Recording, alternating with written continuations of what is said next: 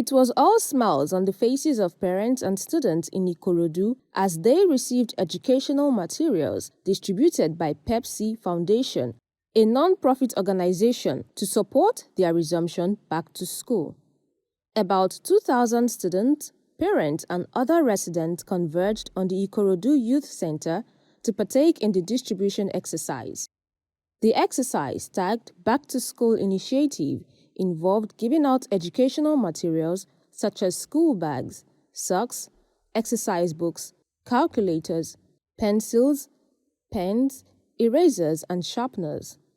According to the founder, Barrister Lukman Akinsoya, the initiative is aimed at reducing the financial burden on parents as they prepare their children for another academic session.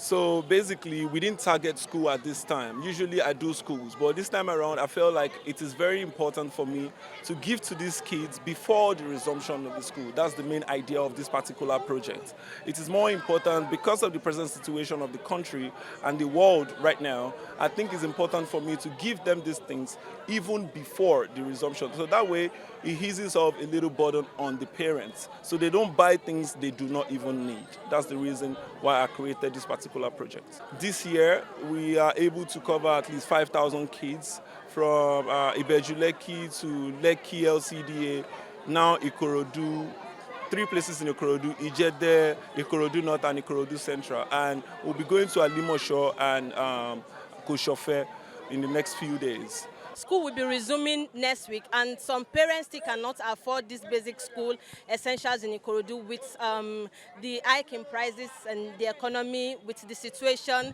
Some vulnerable children will not be able to go to school next week because their parents cannot afford basic school essentials like what Pepsi has just given them. So this is a laudable project, and with this, the children will be able to have access to learning, because if there's no book, if there's no bag, the children will be left out in school. Residents, students, and parents were full of appreciation, commendations, and prayers for the foundation.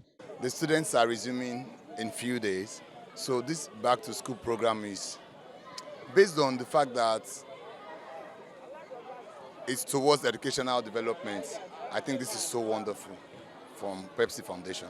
When you're not selfish, you're not selfish. So other people out there who can encourage students, especially young lads like this, to go back to school. Many parents do not have the resources to take their children back to school. And he's giving them basic things that they'll be needing, stationery to go back to school. So if you have the empowerment, to encourage children, why not? You have to do it.